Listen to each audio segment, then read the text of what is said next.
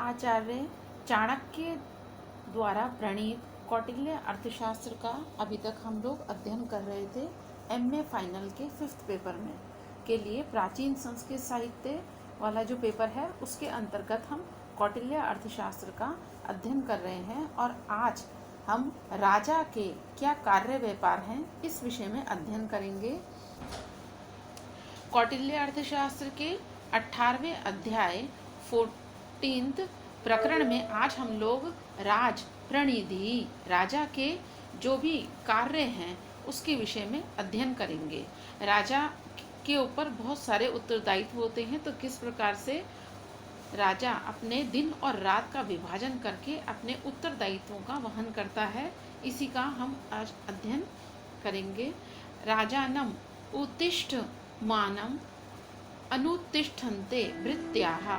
राजा के उन्नतिशील होने पर ही उसका जो सारा भृत्याः जो उसके अधीन हैं, उसके नौकर हैं, उसके जो सेवक हैं, उन सभी की उन्नति होती है। यदि राजा की उन्नति होती है तो उसके अधीन जो सेवक हैं उनकी भी उन्नति होती है। और इसके विपरीत प्रमादंतम, यदि राजा प्रमादी होता है, आलसी होता है, ऐसे राजा की प्रमादी होने पर सारा जो उसका भृत्य वर्ग है, सेवक वर्ग है, वो भी प्रमाद करने लग जाता है। प्रमादंतम, प्रमाद से युक्त हो जाता है।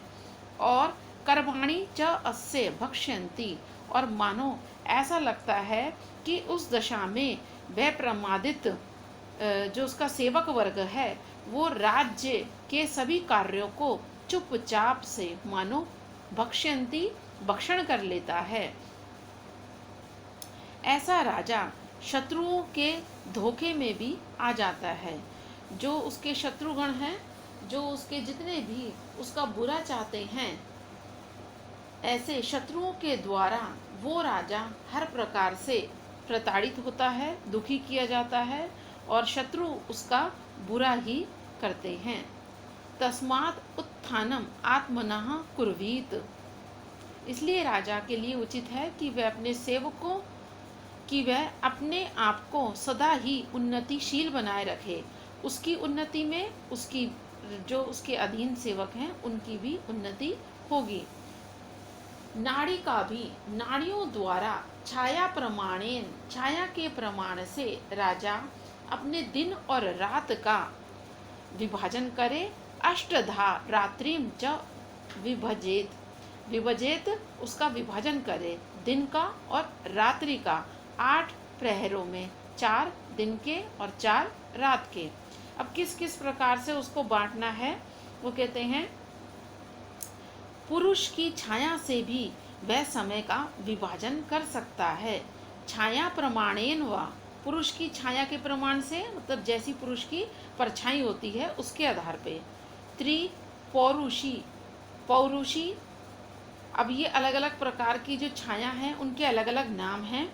पुरुष की छाया से जैसे उन्होंने कहा विभाजन कर सकते हैं, तो सूर्योदय से लेकर जब तक पुरुष की छाया 3 गुना लंबी रहे वह दिन का पहला 8वां हिस्सा माना गया है।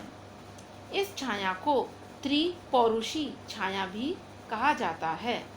इसी प्रकार से चतुरंगुला च छाया मध्याह्न इति चत्वारः पूर्वे दिवस अस्य अष्टभागा तेई पश्चिमा व्याख्याताः।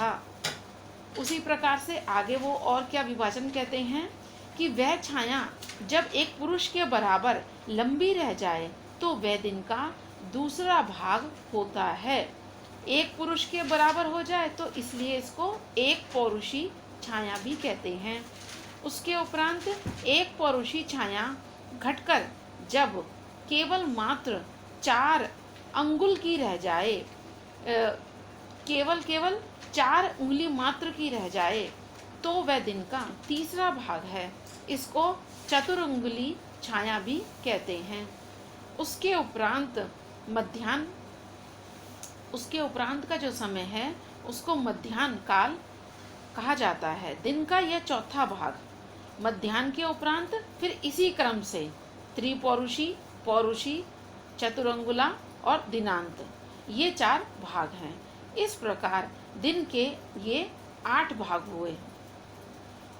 हम किस प्रकार से यहाँ पर हमको बताया है कि दिन और रात को 8-8 भागों में, दिन को भी हम 8 भागों में बांटे, पहले के प्रारंभ के 4, फिर बाद के प्रारंभ के 4, तो कुल मिला के दिन के हो गए 8। इसी प्रकार से रात्रि के भी 4 और 4 वो हो गए 8।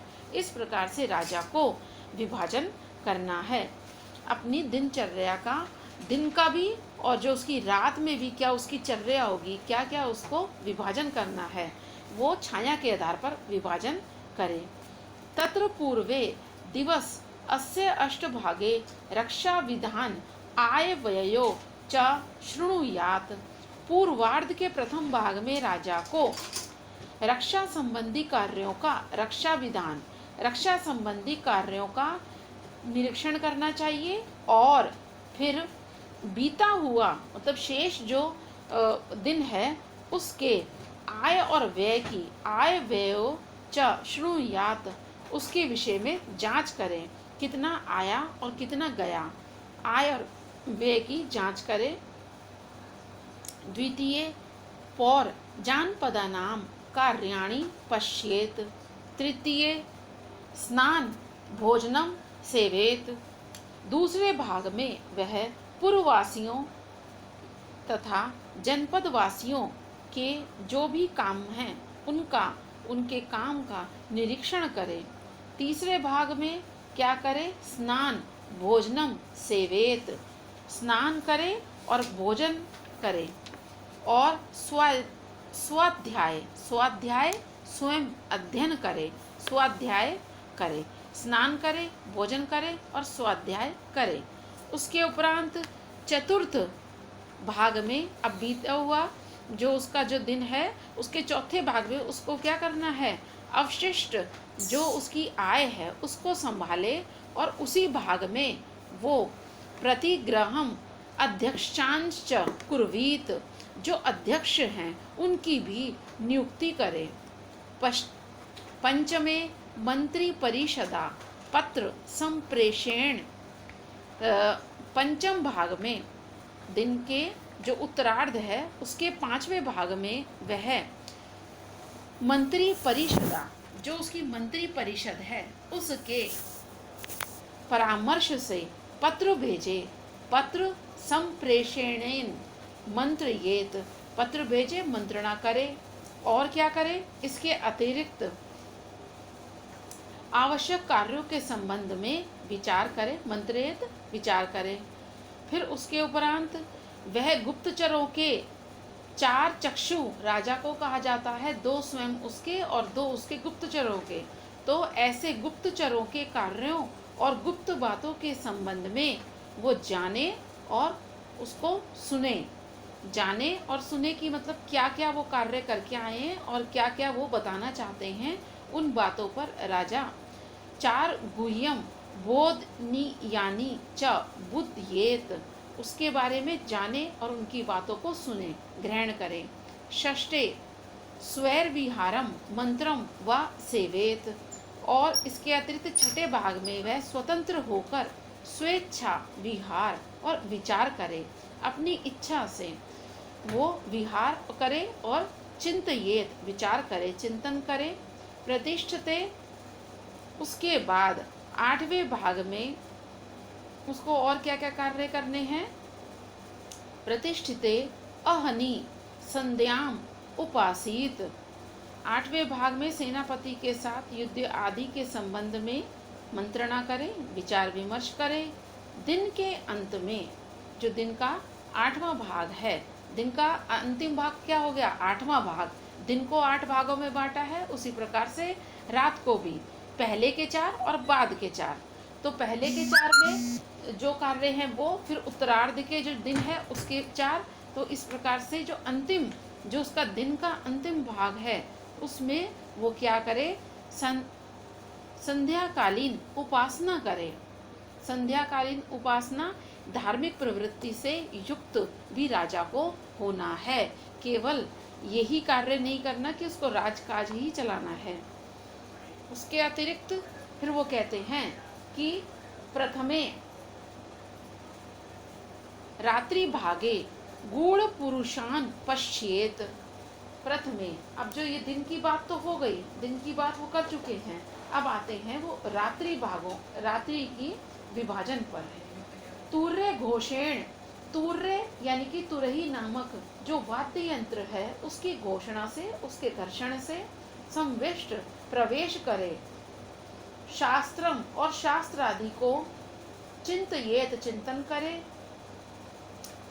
ऋत्विक आचार्य पुरोहित सखा, ऋत्विक आचार्य और पुरोहितों के साथ अब क्या क्या काम करे वो रात में, उसके विषय में कहते हैं। रात्रि के पहले भाग में वह गूढ़ पुरुष अर्थात गुप्तचरों को देखे, और दूसरे भाग में स्नान भोजनम कुर्वीत, स्नान भोजन, फिर जैसे कि दिन में था कि स्नान करे भोजन करे, फिर उसके बाद स्वाध्यायम च, और स्वाध्याय भी करे। तृतीय, तीसरे भाग में तूर्य घोषेण जो वाद्य यंत्र हैं, संगीत सुनना, उनको सुने, सुनता हुआ शयन करे, उनको सुनता सुनता ही वो सो जाए, और चौथे पांचवें भाग तक सोता रहे। ऐसा नहीं है कि सो गया फिर तुरंत जाग गया, ऐसा नहीं है। संविष्ट चतुर्थ पंचमो शयीत, चौथे और पांचवें में राजा सोता ही रहे, ये भाग है रात्रि का।